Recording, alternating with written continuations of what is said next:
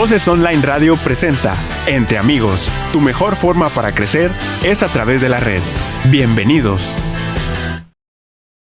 Hola, ¿cómo están todos? Muy bien, qué gusto el estar otra vez conectados con ustedes. Y estamos transmitiendo desde la cabina de Voces Comunicación. Estamos en Monterrey, Nuevo León, ubicados en la calle de Platón Sánchez, en el 321. Estamos frente a la Plaza de la Luz.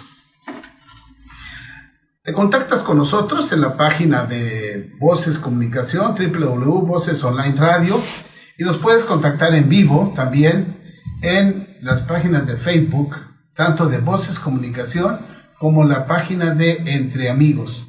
Te recuerdo que estamos también en el canal de YouTube y es Dr. Córdoba Entre Amigos. Ahí puedes ver todos nuestros programas que estamos subiendo para que los tengas como referencia.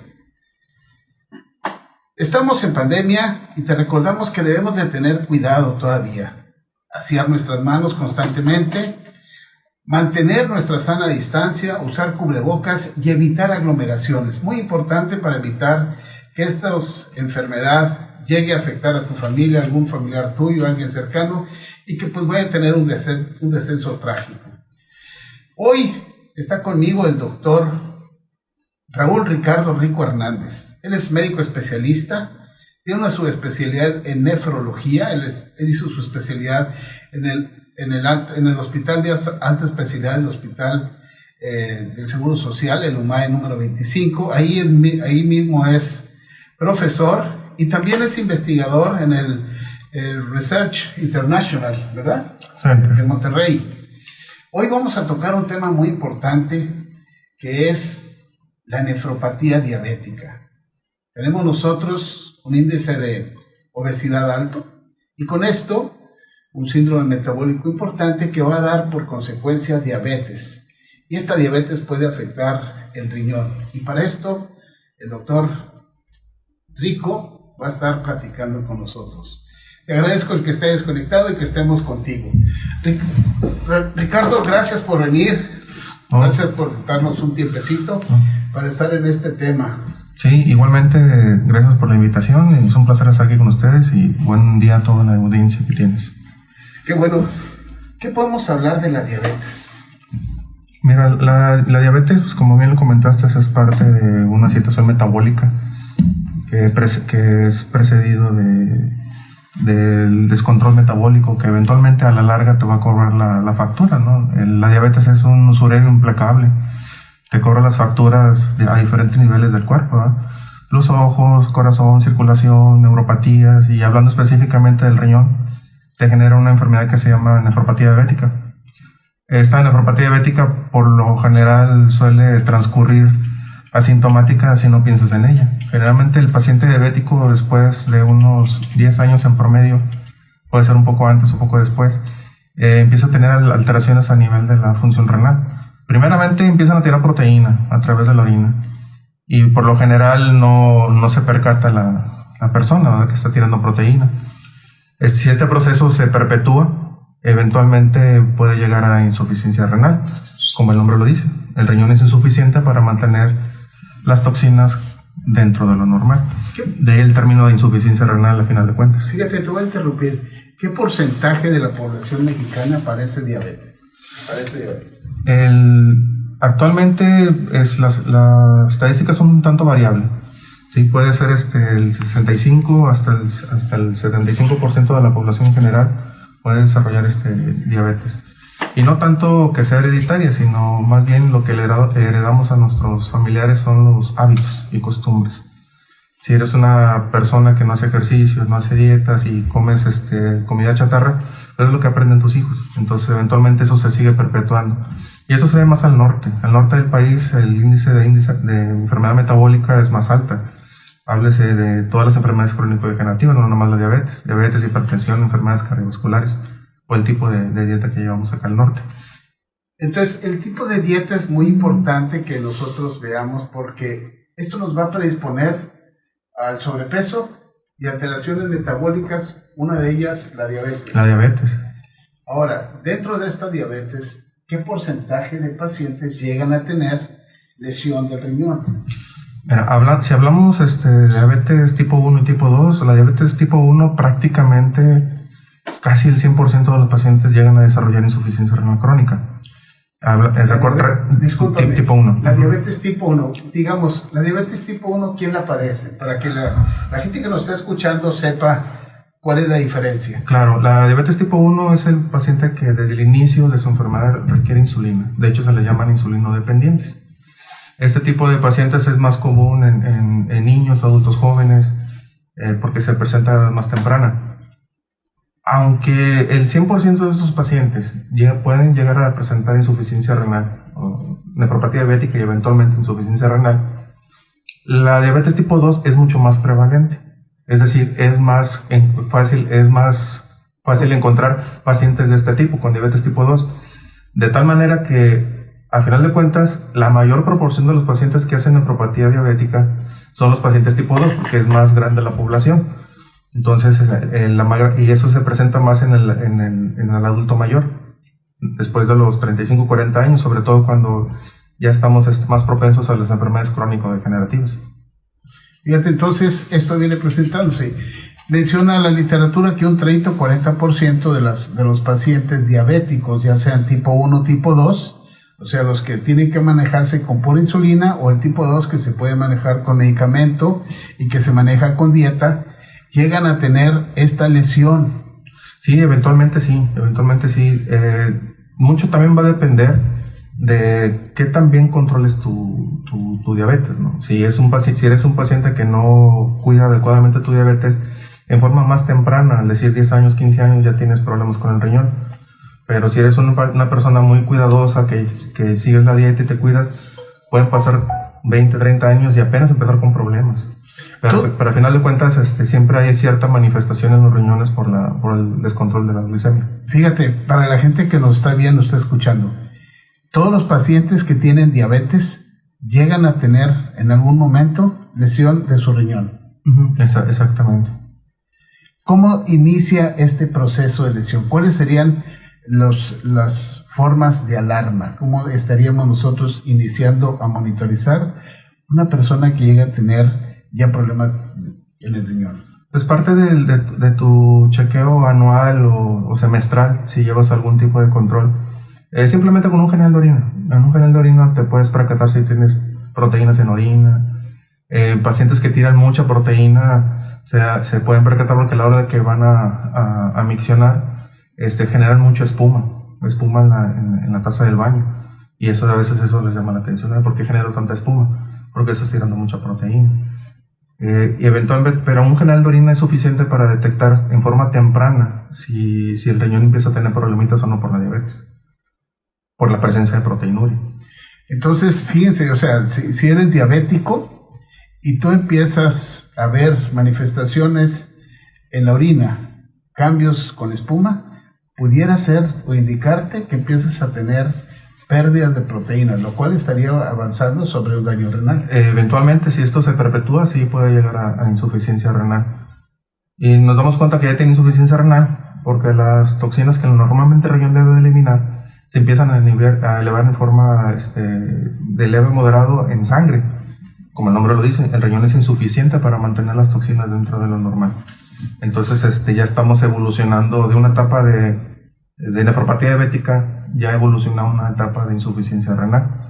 De ahí que la enfermedad renal son 5 etapas. La etapa 5, que es la última de todo esto. Era lo que te iba a preguntar.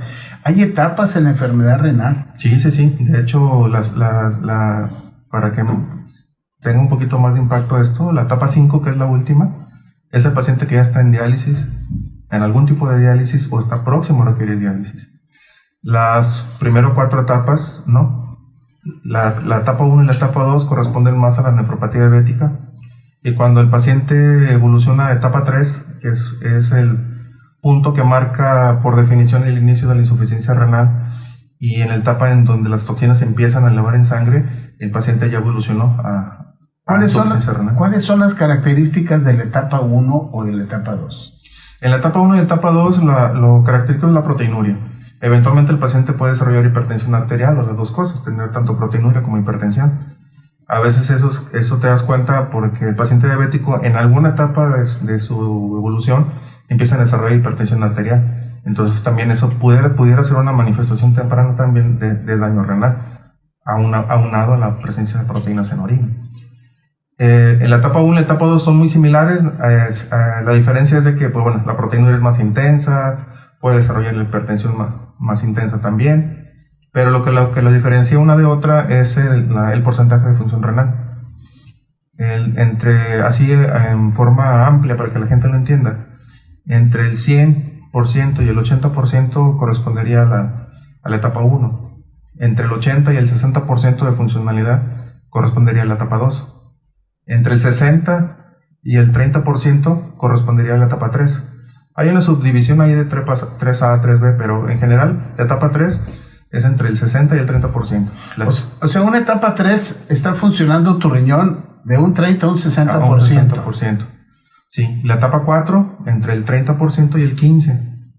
Y la etapa 5, que es la última, de 15% para abajo. Fíjate, todos los pacientes diabéticos que lleguen a tener una etapa 3 por nefropatía, ¿tienen una vida normal o tienen que hacer algún cambio? Su vida tiene que ser en torno a un cuidado integral. No nada más ver la diabetes, no nada más ver el riñón, no nada más ver la hipertensión, sino todo el manejo integral. Hacer lo que todos debemos de hacer, ¿verdad? Ejercicio, dieta, y un buen control de tus enfermedades de base. En la etapa 3, el paciente está totalmente asintomático. El paciente no tiene ninguna manifestación, a pesar de que las toxinas ya están elevadas en forma leve o moderada, que normalmente el riñón debería de eliminar. Pero a veces eso también retrasa el diagnóstico, porque lamentablemente a veces no tenemos la cultura del autocuidado o del chequeo, por lo menos anual, de tus enfermedades, de tal manera que no te das cuenta en forma temprana que ya tienes insuficiencia renal. Ya un buen porcentaje de pacientes acuden a la consulta ya en la etapa 4, cuando ya se percataron que las toxinas se están elevando, que empiezan a hincharse los pies, y entonces ya la enfermedad está muy avanzada. Pero eventualmente, como quiera, independientemente de la etapa 3 o la etapa 4, podemos tomar medidas para mantener la enfermedad, enlentecer el proceso, en el mejor de los casos, hasta estabilizarlo y que se mantenga ahí sin avance. Pero la respuesta es muy variable de un paciente a otro. ¿Con qué frecuencia se debería de estar revisando un paciente diabético para no llegar a estas etapas? Si tu control del azúcar es mensual, sería genial. Pero si eres una persona con diabetes y en tus exámenes previos estaba todo normal, por lo menos hacerlo cada 6 meses o una vez al año, hacer un chequeo completo. Obviamente no nada más el corazón, o sea, te tiene que involucrar los ojos, el riñón también, porque por lo generalmente los check-ups que te ofrecen en diferentes hospitales o laboratorios generalmente no involucran lo que es riñón ni ojos. Simplemente son cuestiones metabólicas, cardíacas, pero no se fijan en lo demás.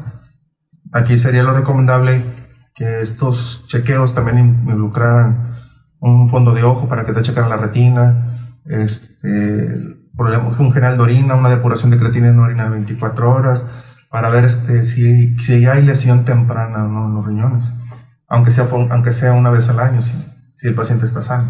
Fíjate que necesitamos cambiar la cultura, necesitamos tener esa cultura de estarnos revisando, de hacer un check-up anual, o por lo menos cada 6 meses estar en revisión para todos estos pacientes diabéticos, tener conciencia y evitar llegar a todas estas etapas, ¿no?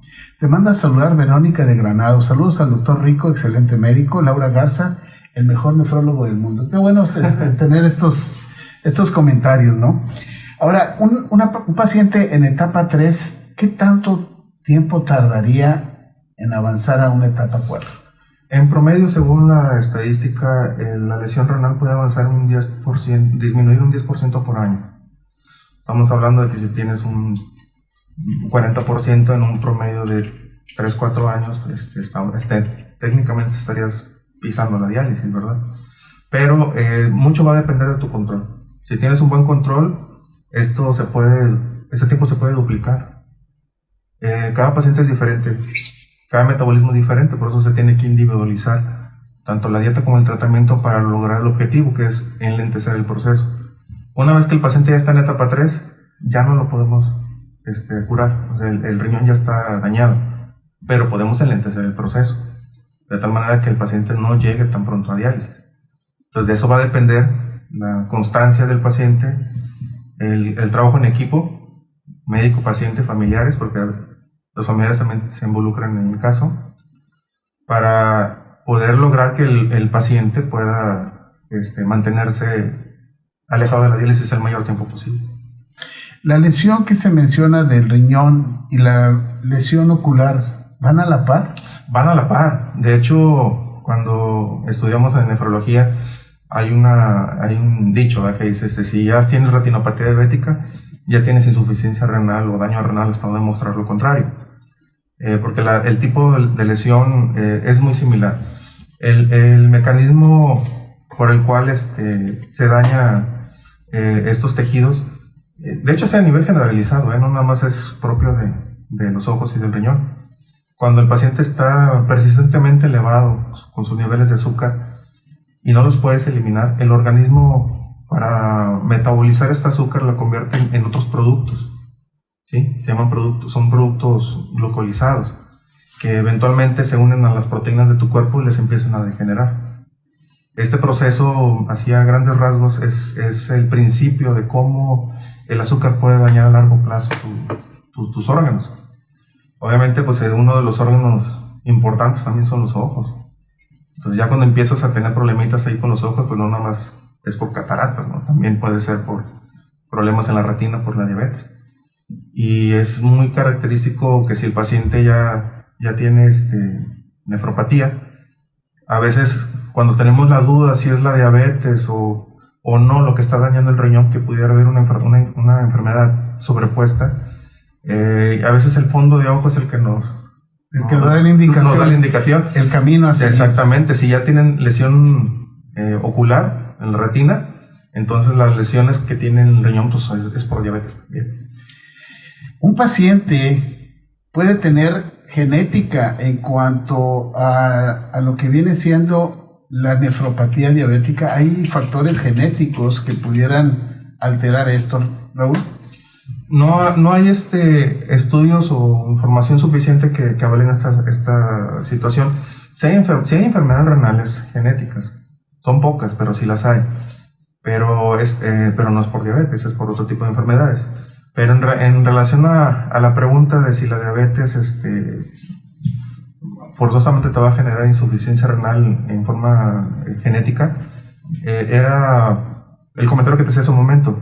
Muchas veces lo que nosotros heredamos a nuestros hijos y hijos son los malos hábitos y las costumbres. Entonces es un paciente que eventualmente va a desarrollar diabetes en el futuro. Y no porque genéticamente te lo heredaron, sino que básicamente te heredaron los hábitos y las costumbres.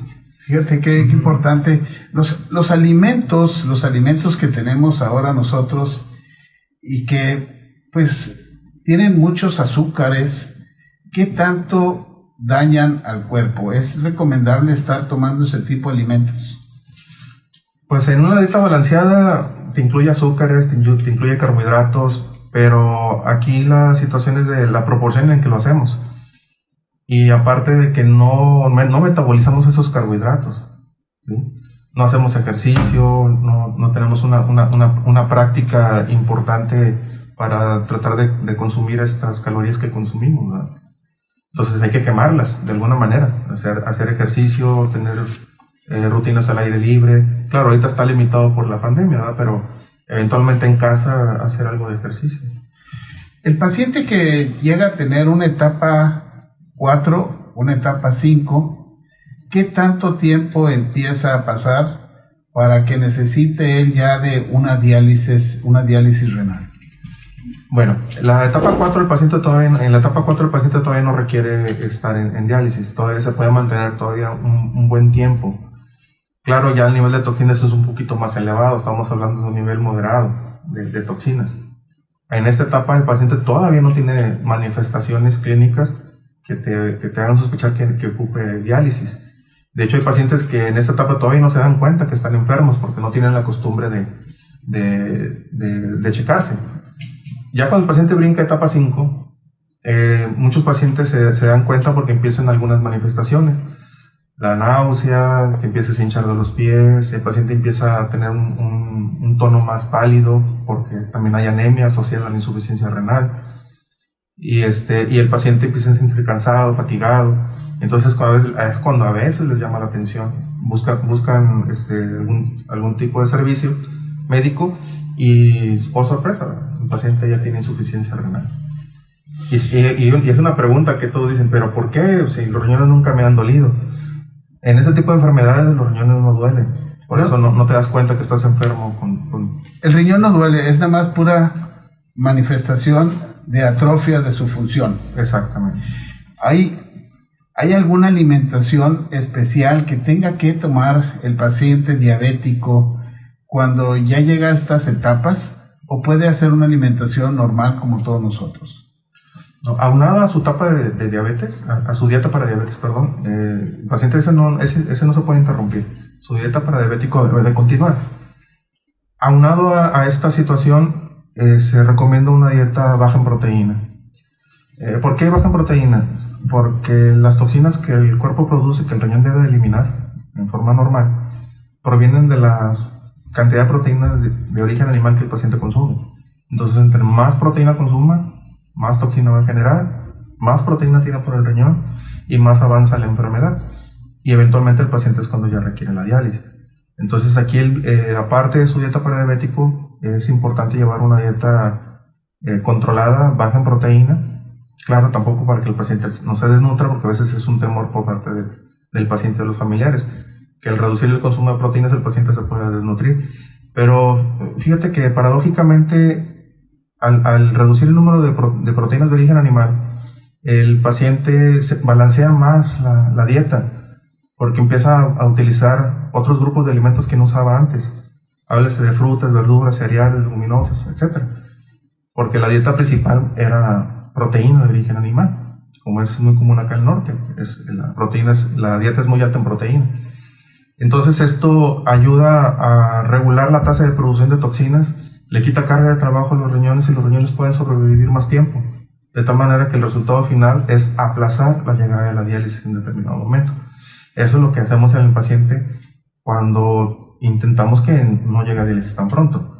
Y claro, si el paciente ya requiere diálisis, pues bueno, esa es otra etapa del tratamiento en la cual habría que hablar de ese tema aparte, que es diálisis, ¿verdad? Y los diferentes tipos de diálisis. Fíjate, cuando se tiene este problema de una diabetes, nosotros sabemos que la diabetes, el riñón produce ciertas sustancias que se le conoce como vasoactivas, o sea que van a hacer que la presión se mantenga o se empiece a elevar.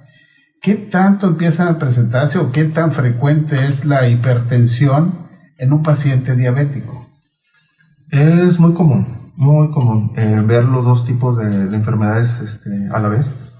A la medida que la nefropatía va avanzando, el paciente empieza a tener daño endotelial, generalizado obviamente, pero a este nivel sí es muy, muy severo porque te lleva, aparte de que te lleva a la insuficiencia renal, el paciente empieza a tener descontrol de su hipertensión por aumento en la producción de sustancias vasoactivas, en un intento de que el riñón intenta mantener su presión dentro del riñón para poder generar orina. Estas sustancias en exceso salen a la circulación general y te producen más descontrol de la hipertensión, aunado también a la sobrecarga de líquidos, porque el paciente empieza a retener líquidos. Entonces es una serie de situaciones hemodinámicas que pueden causar mucho descontrol de hipertensión, y también dependiendo qué tanto tiempo haya sido hipertenso previamente. Fíjate, de este escalón vamos a dar un paso más avanzado y vamos a preguntar ¿qué le pasa a un paciente en etapa 5 y cómo tiene que enfrentarlo para una diálisis? Sí. El paciente en etapa 5 es el paciente que prácticamente su riñón ya no es suficiente para mantener una homeostasis, un control metabólico adecuado. El paciente se empieza así literalmente a intoxicar, por eso le llamamos eventualmente toxinas urémicas. el paciente se empieza a sentir mal, se empieza a tener problemas con el apetito, se empieza a desnutrir, empieza a tener una anemia más severa, descontrol de la presión, el agua literalmente empieza a subir de nivel, incluso puede llegar hasta el nivel de los pulmones, hasta causar ahogamiento. La retención de líquido en el cuerpo del paciente. Así es. Y también la sangre se empieza a hacer más ácida.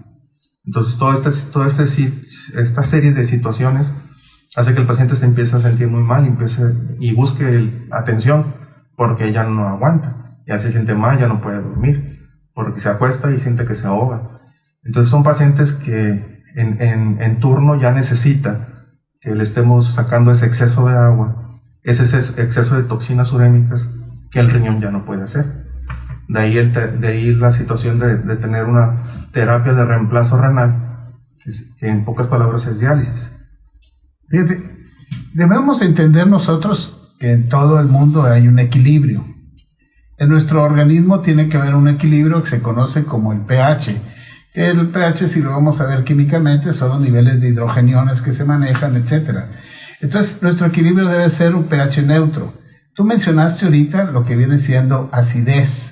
O sea, quiere decir que el pH, el equilibrio, empieza a perderse. Y para eso entra la diálisis, para limpiar este desequilibrio que se está presentando.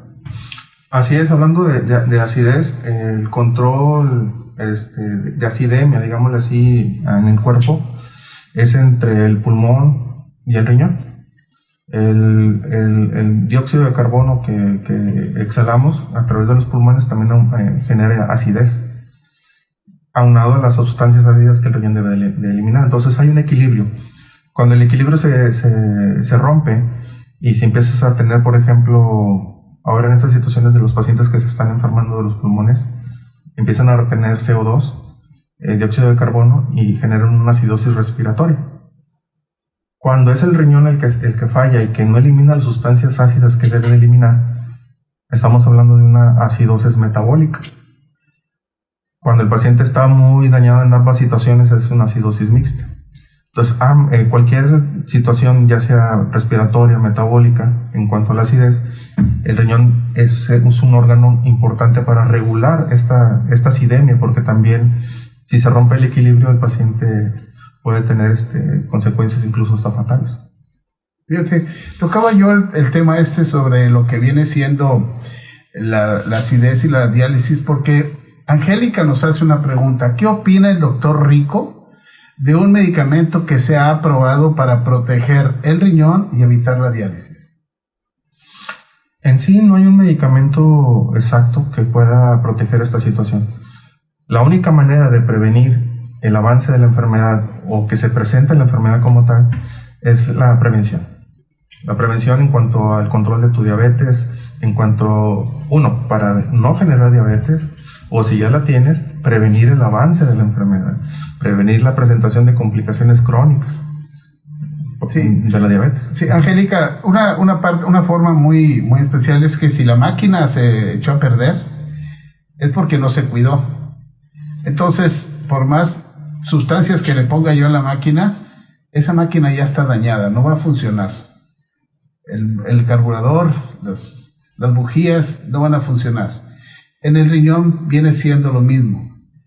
La nefrona, que es el elemento fundamental del riñón, se encuentra dañado. Entonces no va a haber una sustancia que vaya a suplir la función de esa hormona, de esa nefrona. Sí, que es la unidad funcional del riñón. Porque hablar de eso es hablar de fibrosis. Conforme el riñón se va dañando, va aumentando la fibrosis dentro del mismo. Como sabemos, la fibrosis o cicatrización es irreversible. O sea, no hay manera de cómo restablecer células que ya están hechas fibrosis. Entonces, por eso no hay un medicamento que te cure de la insuficiencia renal. La puedes mantener controlada, puedes enlentecer el proceso y detener el avance, pero no lo curas, lamentablemente. Y todos los medicamentos que el paciente pudiera tomar van en relación al manejo integral, es decir, su dieta, que va a ser lo importante, tanto para el diabético como para el riñón, que es una dieta baja en proteínas, y tener tu azúcar controlada, presión controlada, colesterol, ácido úrico, triglicéridos. Entonces todo eso, algunas veces el paciente requiere medicamento para cada una de estas cosas. Entonces la dieta baja en proteínas, su dieta para diabético y el consumo de sus medicinas va a ser la clave para lo básico para mantener al paciente controlado. Pero un medicamento específico que te vaya a curar la insuficiencia renal, pues realmente no existe por el momento. Angélica nos da las gracias.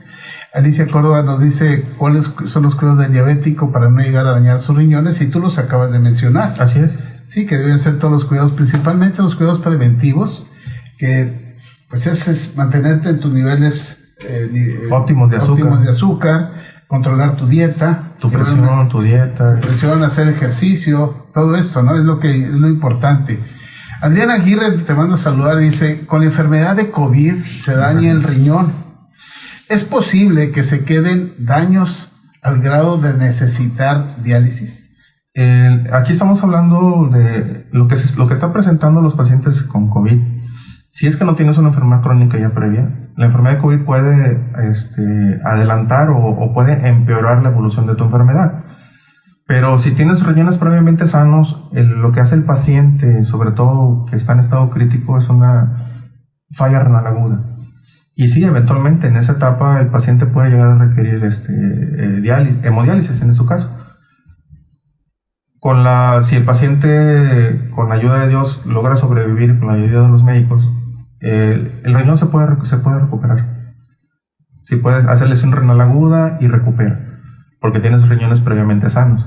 Pero si es un paciente que ya tenía daño renal previo, ya sea por diabetes, hipertensión o cualquier otra enfermedad, la enfermedad de COVID puede agravar tanto que llegues a necesitar diálisis y que tus riñones ya no recuperen y que te quedes permanentemente en diálisis.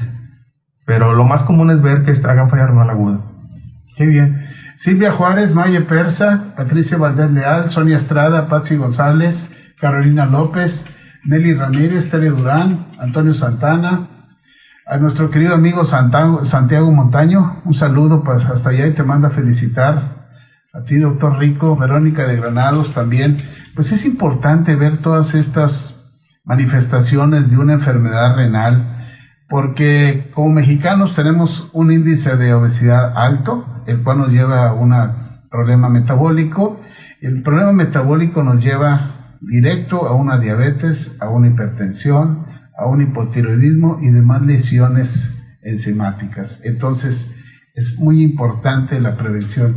Ya para terminar, se nos acaba el tiempo y aquí hay que hablar mucho. No, sí, nos podemos extender bastante. ¿Qué le recomendarías? ¿Qué le das de recomendaciones a toda la gente que nos está escuchando, que está viendo este canal? Bueno, ser reiterativo en cuanto a hacer lo que todos deberíamos de hacer, ¿verdad? Ejercicio, llevar bien tu dieta, tu alimentación equilibrada. Uno, para prevenir diabetes. Y si ya tienes diabetes, controlar bien tu diabetes, mantener tus niveles de glucemia normal. ¿Para qué? Para prevenir la presencia de enfermedades crónicas derivadas de la diabetes. Diabetes, la misma hipertensión, nefropatía diabética, retinopatía diabética, problemas circulatorios, miocardiopatía diabética, todas esas complicaciones que se derivan de un mal control de tu azúcar. Entonces es una cadenita de eventos. Si empezamos con un buen control de tu dieta y un buen control de tus niveles de glucosa, lo demás puede prolongarse o incluso evitarse. Pues qué bien, está en nuestras manos que nosotros nos cuidemos. Así como nos debemos de cuidar para estas enfermedades metabólicas, nos debemos de cuidar ahorita para esta enfermedad respiratoria que existe y que está lesionando mucho a mucha población. Lulu Garza, gracias por saludarnos. El mejor nefrólogo, Laura Garza, nos menciona. Te agradezco el que hayas estado con nosotros. Te invito a que te suscribas al canal de YouTube, nos des un asterisco ahí en la campanita para que puedas estar viendo todos los programas que te estamos subiendo. La dirección de este programa a cargo del ingeniero Benjamín Rivera. En el audio control, Benjamín Alex Chico, y transmitiéndonos Ever Alaniz, que nos está ayudando para la transmisión de este programa. Yo soy Roberto Córdoba y te agradezco que hayas estado con nosotros y te espero aquí la próxima semana. Doctor Rico, muchísimas gracias. Un placer. Estamos a la orden. Y nos despedimos. Que tengan un excelente día. Hasta pronto. Hasta pronto. Voces Online Radio presentó Entre Amigos. Tu mejor forma para crecer es a través de la red. Escúchanos en la próxima emisión.